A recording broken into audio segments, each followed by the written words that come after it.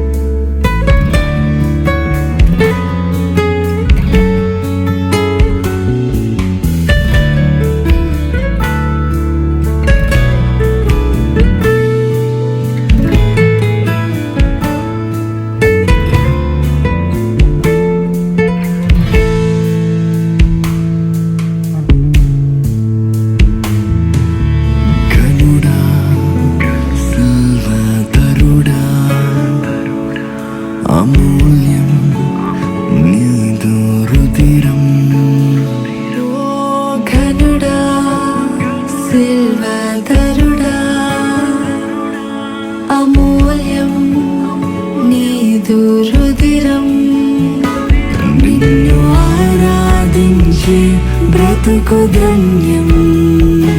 నీతో మాట్లాడుటయే నాకు భాగ్యం. ఓ మహోన్నతుడా నీకే స్తోత్రం, సర్వోన్నతుడా నీకే సర్వం.